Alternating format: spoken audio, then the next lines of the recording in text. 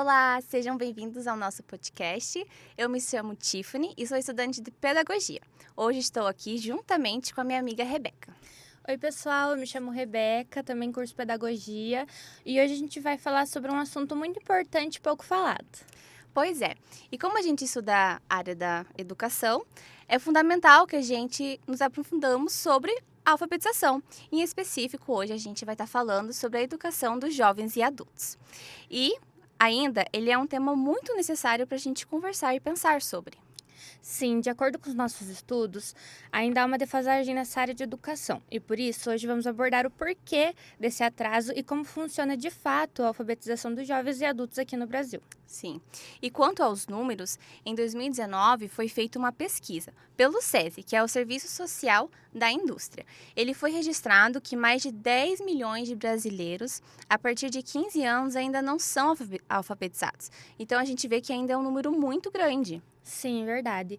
E esse alto índice ele é provocado justamente pelos modelos antigos da educação, que não teve modificações, que não permite a criatividade dos alunos. E com isso acaba provocando insegurança e insatisfação pessoal dos estudantes. Sim.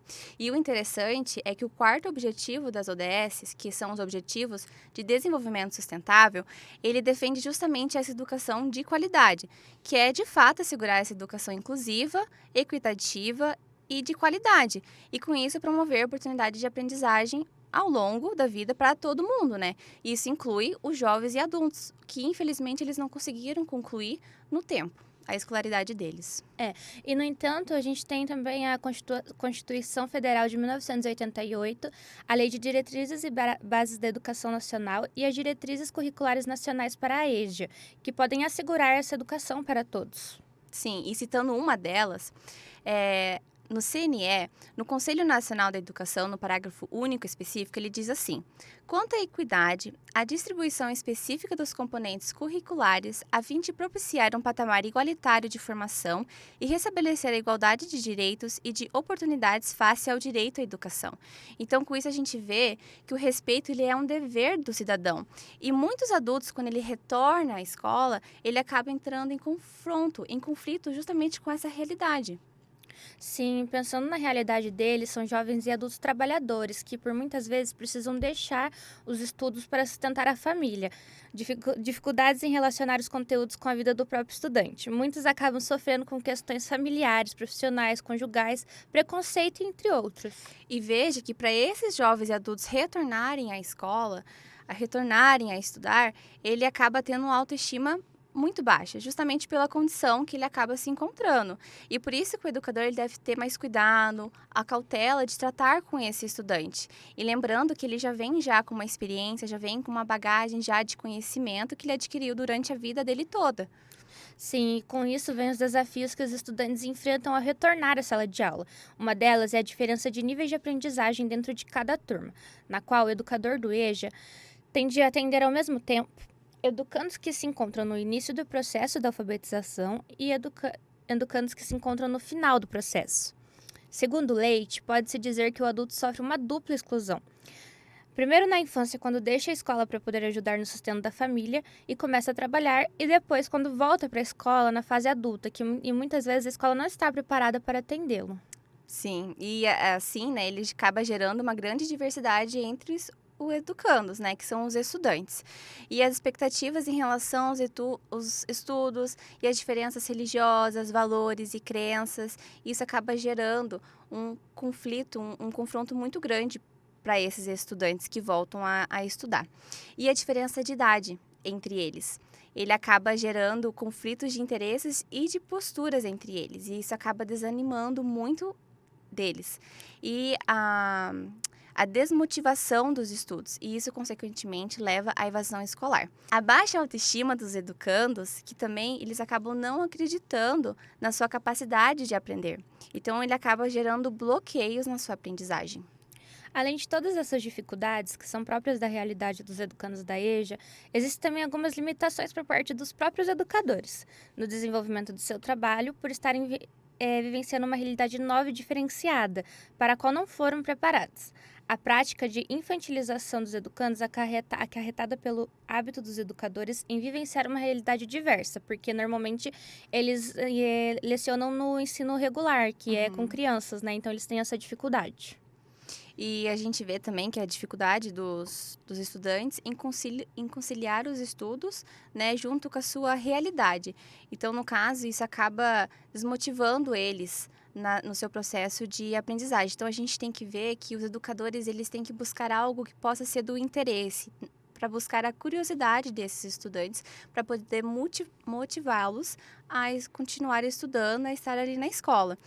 E outra situação bem desafiadora é a presença de estudantes com a liberdade assistida. Então, eles são estudantes que eles não vão estudar porque querem, e sim porque o juiz determinou e ele vai porque ele foi obrigado a ir. Então, a gente vê que nesse caso é bem difícil também, porque ele não tem vontade de estudar.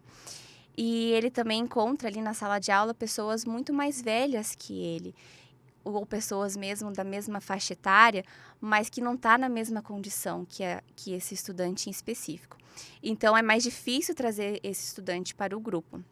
E a educação prisional e a educação de educandos com a liberdade assistida são hoje uma realidade significativa dentro do EJA hoje. E como está esse método de alfabetização na atualidade? Tem outras modalidades? Então, depende muito da escola. Hoje a gente tem três, né? Que a gente tem o EJA, né? Que é a Educação para Jovens e Adultos.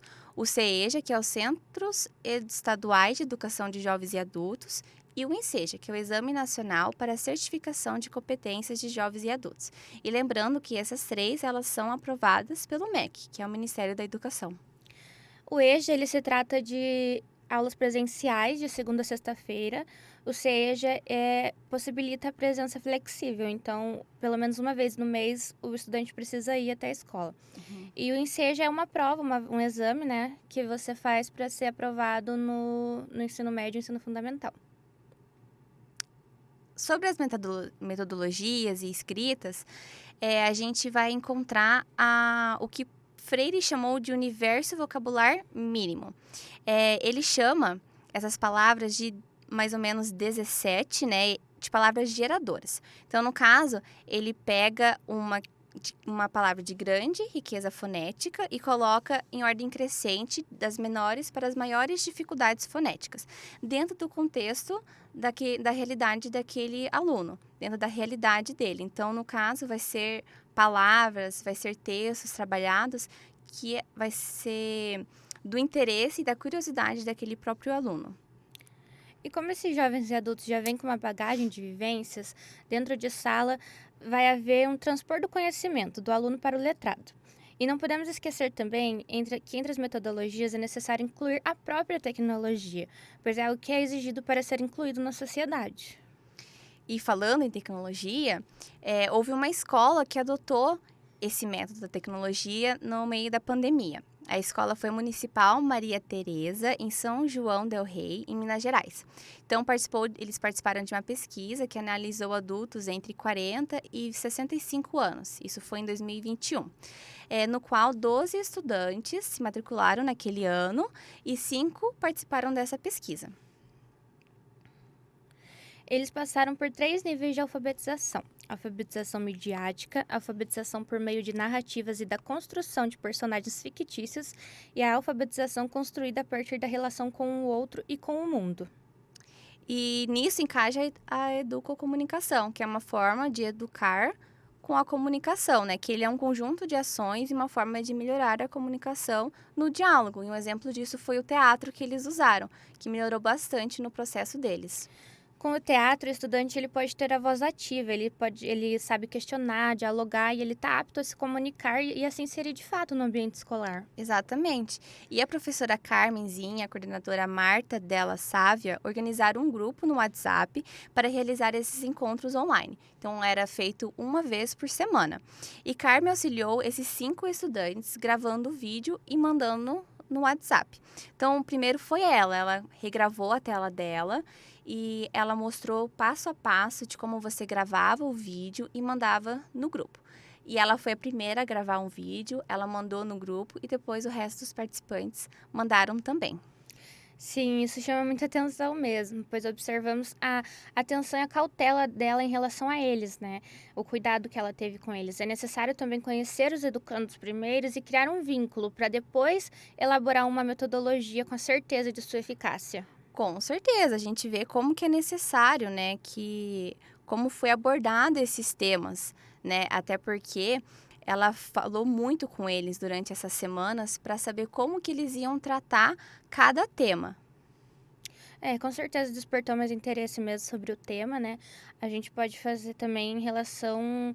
eh, a BNCC acaba não sendo adequada para esse tipo de ensino.